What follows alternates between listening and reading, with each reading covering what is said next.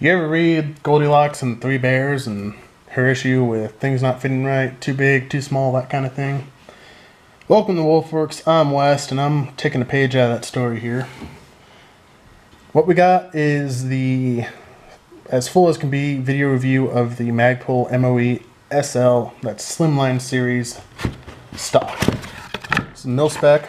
It's the box it comes with. You get your standard paperwork and that freaking awesome sticker. I love that sticker. Anyways, before you guys start thinking that this is going to be me harping on Magpul or anything, or that this is a bad stock, it's not. It's a freaking excellent stock.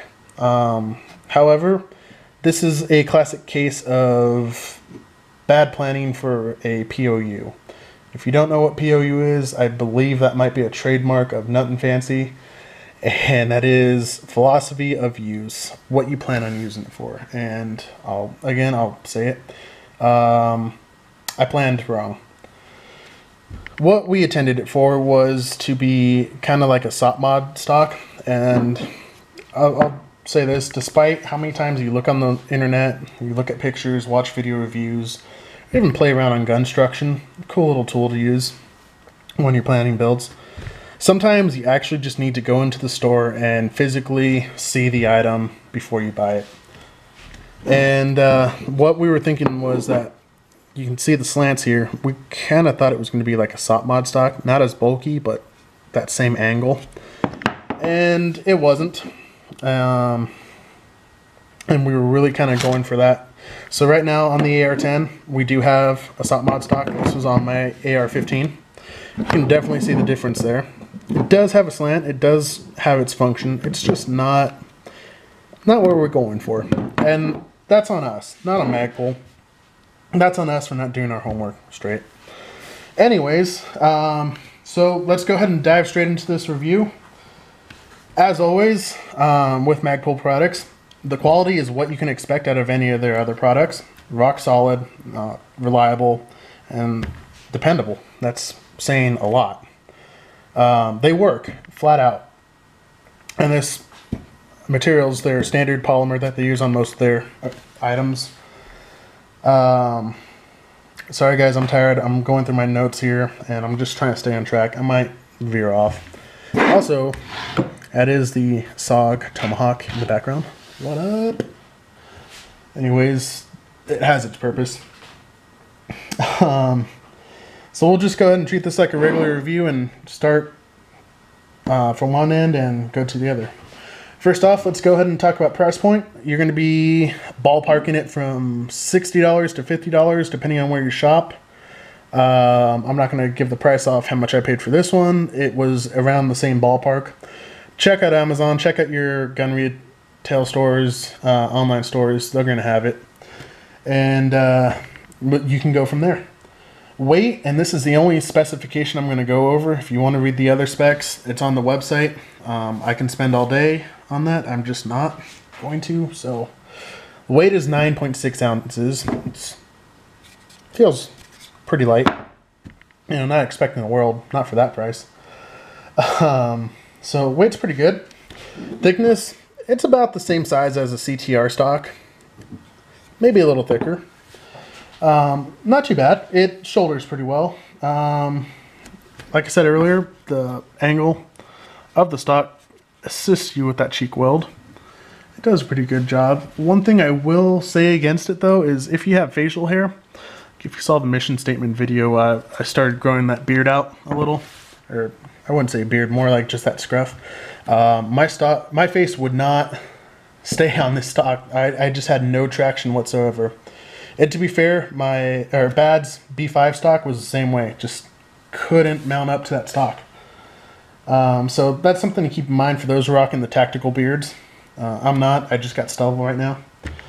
Anyways, one of the cool things, actually a couple of the cool things that the stock has that most stocks don't, and especially their counterparts, is one, the lever here is a lot easier and a lot smoother to use than any of their other stocks that I've personally used, and also smoother than most of the stocks that aren't Magpuls that we have as well.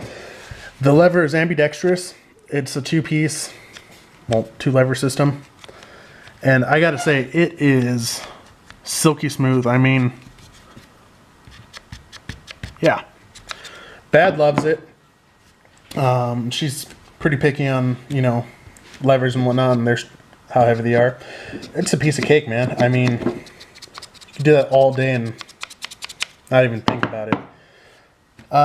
Magpul says they use silicone springs for strength, durability, and reliability and smoothness.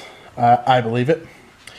They also say that they have an anti-rattle device or insert inside the stock, which you can see right there and there. You can also see the flash for the molding right there. And that is to assist with function of manipulating in and out, and also to give a more solid lockup on the buffer tube. Personally vouching for that, yes. I stand by their claim there. This is definitely one of the smoothest stocks I've ever used. Let's see, going off the list again, smoothest check. The butt pad. Butt pad's a little different. It's polymer, not rubber. And I think it's a win. And the reason being is it's textured over here, not textured, but ribbed over here, smooth on the side. And here's Mr. Sog. What's the number one problem you have with some rubber butt pads or recoil pads? That's to usually start catching on the side, and to aid that, you know, you can put duct tape on there. Not duct tape, electrical tape. Or find some other remedies, but when you shoulder it, it'll catch your shirt and kind of throw you off. Not the case with this. Really nice, really smooth, doesn't catch. Again, tell you from experience, it doesn't. It's awesome. Straight out of the box like that. The back, I'm not putting much pressure on it other than just trying to keep it straight. That catches you. When you go to shoulder, it just kind of lines up and fits perfectly into your shoulder without catching your clothing, without bulking up anything. It's just a great win from them on that one. I really hope they start implementing this on most of their other series, because really, Magpul, good job. All right. You also get two methods of mounting slings. You get your traditional and your QD, and they are both ambi. Well, traditional, no duh. Your your QD sling mount, you have the grooves for both sides. Magpul sells this for mil-spec and commercial use, or commercial buffer tubes. And you get your standard 3, maybe 4 colors, black, OD, FDE, I think tan. I could be wrong on that one. As of right now, those first 3 I know for sure. I think that's pretty much it. Butt pad accessories, recoil pad accessories. I don't know of any out yet. It doesn't seem to use the standard MOE or CTR system. It has that little heel or angled heel at the bottom. That may change in the future. Kind of hoping it does, or doesn't. Well, I kind of hope they add a little thicker, but as is, the stock's pretty great. I'll go ahead and roll in some footage, and we'll put her on the buffer tube and check her out. Alright, so we got her on the buffer tube of our PSA 10. Whoops, sorry about that. And let's go ahead and try her out. Those anti-rattle inserts are doing the job. Once it's locked in, it's locked in. I mean, dang. Almost no rattle. Slight little side to side, but nothing that's going to throw you off, or nothing that can really justify a real complaint about it. Again, that lever is going to be really easy to manipulate. And moving the stock in and out, piece of cake.